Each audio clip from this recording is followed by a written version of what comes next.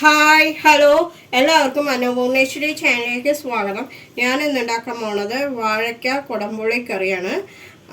ഇത് മീൻ കൂട്ടാനായിട്ടും പറയാം, അതായത് വെജിറ്റേറിയൻ മീൻ കറിയാണ്.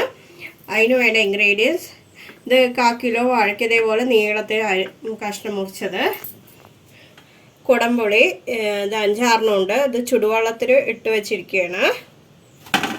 2 മീഡിയം സൈസ് സവാള നീളത്തിൽ കൊത്തിയരിഞ്ഞത്, 4 പച്ചമുളക് നീളത്തിൽ അരിഞ്ഞത്, 3 മീഡിയം സൈസ് തക്കാളി നീളത്തിൽ സ്ലൈസ് ചെയ്തത്, 1 നാളികേരം ചിരവിയത്, 1.5 ടീസ്പൂൺ പെരിഞ്ചീരകം, 12 ചെറിയ ഉള്ളി, 1.5 ടീസ്പൂൺ മുളക് പൊടി, 2 ടീസ്പൂൺ മല്ലിപ്പൊടി, 3/4 ടീസ്പൂൺ മഞ്ഞൾപ്പൊടി.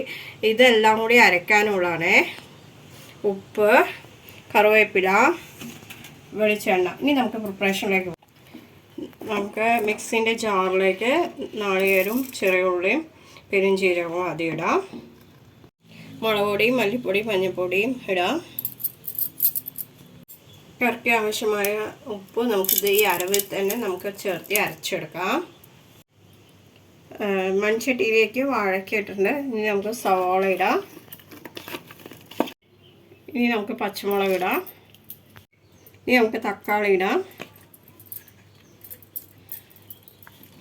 ഇനി നമുക്ക് കുറച്ച് കറിവേപ്പില ഇടാം. ഇനി നമ്മുടെ മെയിൻ സാധനം കുടംപുളി ഇടാം. നമുക്ക് നാളികേരം അരച്ചത് ഇതിലേക്ക് ഒഴിക്കാം. നന്നായി മിക്സ് ചെയ്ത് കൊടുക്കുക. ഇനി നമുക്ക് അത് കഷ്ണങ്ങൾ വേകാനുള്ള വെള്ളം ഒഴിക്കാം.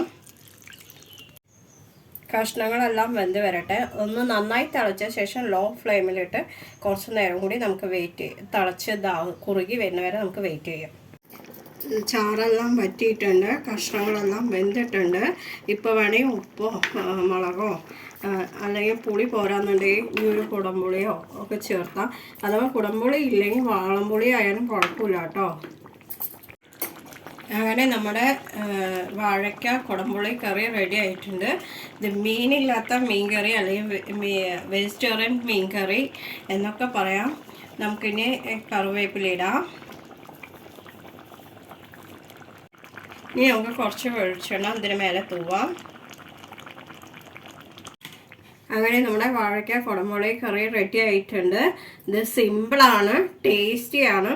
ഇഷ്ടപ്പെട്ടവർ ലൈക്ക് ചെയ്യുക, ഷെയർ ചെയ്യുക, കമൻറ്റ് ചെയ്യുക. സബ്സ്ക്രൈബ് ചെയ്യുന്ന തൊട്ടടുത്ത ബെൽ ബട്ടൺ ഓൾ എന്നുള്ളത് നമുക്ക്. അപ്പം ഞാനുള്ള പുതിയ വീഡിയോസ് നിങ്ങൾക്ക് നോട്ടിഫിക്കേഷൻ ആയിട്ട് വരും.